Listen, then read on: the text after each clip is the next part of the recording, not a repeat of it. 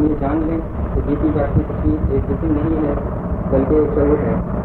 ہماری مجبوری یہ ہے کہ ہم اسے بالکل شعور بھی نہیں کہہ سکتے، کیونکہ شعور صرف ہماری پہچان کا ایک ایسا ذریعہ ہے جس کے اوپر ساری عمارت کھڑی ہوئی ہے. ہم یہ بھی جانتے ہیں کہ جسم کے ختم ہونے پر مادی کثافت اور آلودگی ختم ہو جاتی ہے. جو کیفیات ہیں ان کیفیات کی حقیقت پر سے پردہ اٹھے، خوشی اور غم کی کیفیات کے بارے میں ہمارا علم وسیع ہو اور خوشی اور غم کی کیفیات کو ہم روحانی آنکھ سے دیکھ سکیں. جب کوئی بندہ خوشی اور غم کو روحانی آنکھ سے دیکھ لیتا ہے، یعنی ڈائریکٹ دیکھ لیتا ہے میڈیم کے بغیر، تو اس کے اوپر یہ بات ظاہر ہو جاتی ہے کہ خوشی اور غم اس کے علاوہ کچھ نہیں کہ بندہ کیا معنی پہناتا ہے. کیونکہ معنی پہنانے سے خوشی غم میں تبدیل ہو جاتی ہے، غم خوشی میں تبدیل ہو جاتا ہے. اگر کوئی بندہ معنی پہنانے کے مفہوم سے واقف ہو جائے تو وہ خوشی اور غم دونوں سے بے نیاز ہو کر بے کیفی میں داخل ہو سکتا ہے.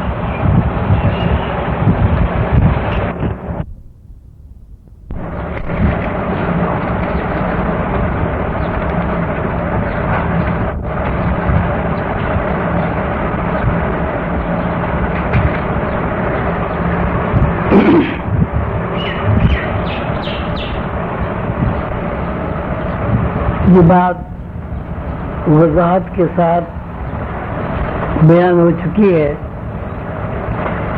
کہ مادی جسم روح کا ایک اعضائے کار ہے،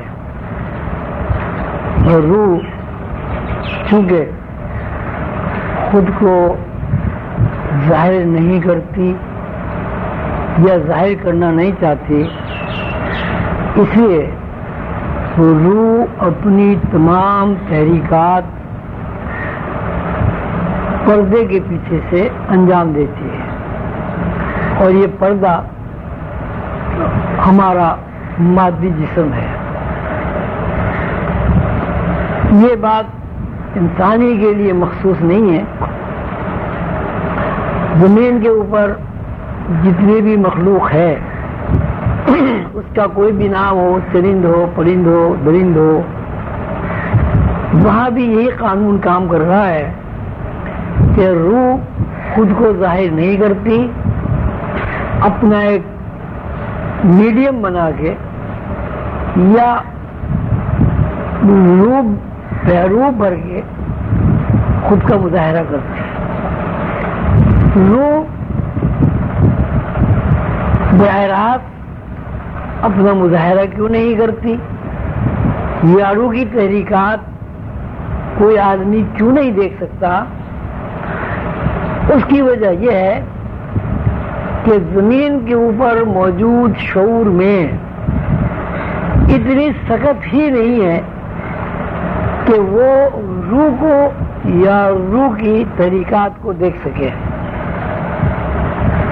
ہر آدمی یہ سمجھتا ہے اور اس پر یقین رکھتا ہے کہ میرے پاس جو جسم ہے وہ فنا ہونے والا جسم ہے.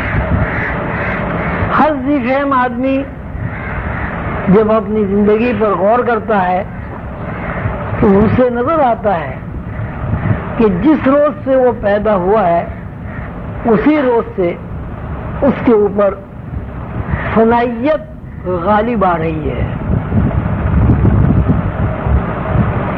وہ بچپن دیکھتا ہے وہ فنا ہو جاتا ہے، جوانی دیکھتا ہے وہ فنا ہو جاتی ہے، بڑھاپا دیکھتا ہے وہ فنا ہو جاتا ہے. جن ہستیوں سے وہ محبت کرتا ہے، پیار کرتا ہے، اس میں ماں باپ بھی ہیں، عزیز اقربا ہیں، رشتہ دار بھی ہیں، ان کے بارے میں بھی اس کا یہی تجربہ ہے کہ وہ بھی فنا ہو جاتے ہیں. اور بالآخر وہ خود جو اپنے آپ کو مادی جسم کے علاوہ کوئی حیثیت نہیں دیتا وہ بھی فنا ہو جاتا ہے. یعنی روح کو شعوری حدود میں دیکھنا اس لیے ممکن نہیں ہے کہ شعور خود کو محدود اور پابند سمجھتا ہے.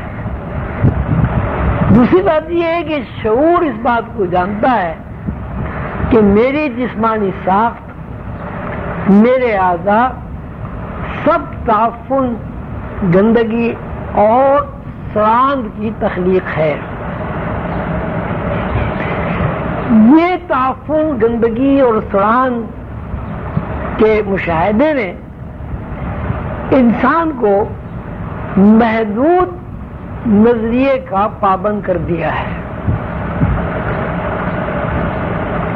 اور ہر آدمی خود کو محدود تانے بانے میں قید محسوس کرتا ہے.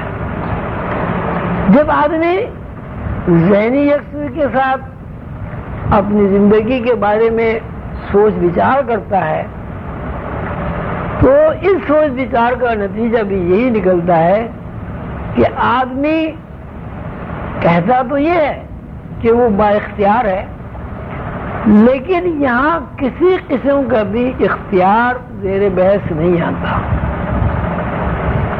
مثلاً آدمی پانی پینے پر مجبور ہے، کھانا کھانے پر مجبور ہے، سونے پر مجبور ہے، جاگنے پر مجبور ہے. انتہا یہ ہے کہ کوئی آدمی کسی بھی حالت میں ہو وہ مرنا نہیں چاہتا، لیکن ہر آدمی یہ بات جانتا ہے کہ مرنا بھی ایک مجبوری ہے جس سے بہرحال ہر انسان کو گزرنا پڑتا ہے. اس کا مطلب یہ ہوا کہ جب انسان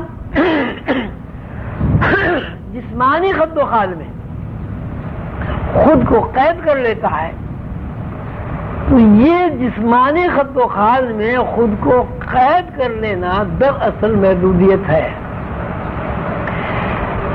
محدودیت جب کسی انسان کے اندر پیدا ہو جاتی ہے تو وہ سمٹنے لگتا ہے. ہمیشہ لامحدودیت پھیلتی ہے اور محدودیت سمٹتی ہے. محدودیت کے اس سمٹنے کو وہ گروہوں میں تقسیم کر دیتا ہے، مذاہب میں تقسیم کر دیتا ہے، اور ان گروہوں یا مذاہب کے مختلف نام رکھ دیے جاتے ہیں. مثلا کوئی کہتا ہے میں ہندو ہوں، کوئی کہتا ہے میں مسلمان ہوں، کوئی کچھ کہتا ہے، کوئی کچھ کہتا ہے. ہندو مسلمان کہنا خود کو دراصل یہ محدودیت کی نشاندہی ہے کہ کوئی انسان جب وہ خود کو ہندو، مسلمان یہ پارسی کہتا ہے تو اس کا مطلب ہے کہ اس کے اندر محدودیت کام کر رہی ہے. اب جب ہم یہ دیکھتے ہیں کہ محدودیت کا دار و مدار، محدودیت کا متحرک ہونا، محدودیت کا عمل پذیر ہونا اسی وقت ممکن ہے جب روح چاہے. اگر روح نہ چاہے تو یہ محدودیت اس طرح کا عدم قرار پا جاتی ہے کہ نہ کوئی حرکت ہوتی ہے اور نہ ہی کسی قسم کی جس میں انسانی میں تحریکات کا پتہ چلتا ہے. یعنی اگر روح محدودیت سے اپنا رشتہ توڑ لے تو محدودیت کی کسی بھی طرح کوئی حیثیت قائم نہیں رہتی. جب ہم یہ کہتے ہیں کہ ہندو ہیں، مسلمان ہیں، پارسی ہیں، عیسائی ہیں تو ہمارے مشاہدے میں یہ بات آ جاتی ہے کہ ہندو کے پاس بھی وہی تعفن اور سڑان والا جسم ہے، مسلمان کے پاس بھی تعفن اور سڑان والا جسم ہے، عیسائی کے پاس بھی یہی جسم ہے. جس طرح ایک مسلمان کے جسم کو روح نے متحرک کیا ہوا ہے، اسی طرح ہندو کے جسم کو بھی روح متحرک کرتی ہے. ہندو بھی پیدا ہوتا ہے، ہندو بھی جوان ہوتا ہے، ہندو بھی بوڑھا ہوتا ہے اور ہندو بھی مر جاتا ہے.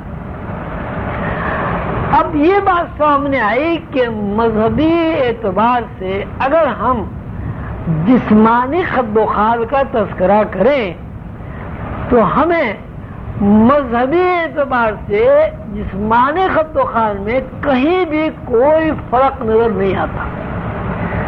سب ایک ہی طرح پیدا ہوتے ہیں، ایک ہی طرح سب کو پیاس لگتی ہے، ایک ہی طرح سب سوتے ہیں، ایک ہی طرح سب جاگتے ہیں، ایک ہی طرح سب ماں باپ بنتے ہیں، ایک ہی طرح سب اولاد ہوتے ہیں اور ایک ہی طرح مر جاتے ہیں.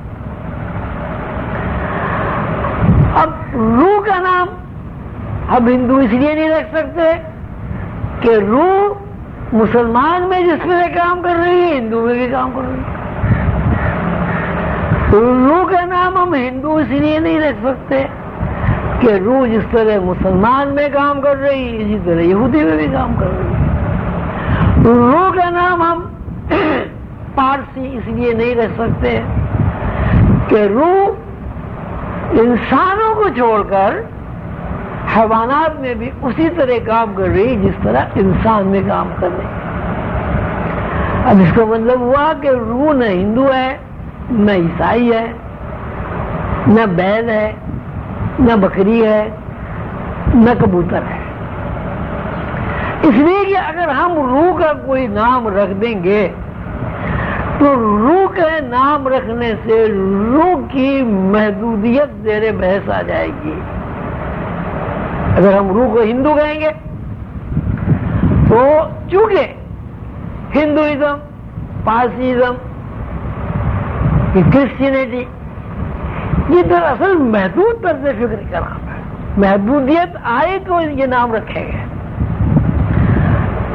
اب پھر جب روح کا ہم کوئی نام نہیں رکھ سکتے تو اب روح کو ہم اس کے علاوہ کچھ نہیں کہہ سکتے کہ روح ایک نور ہے، ایک روشنی ہے،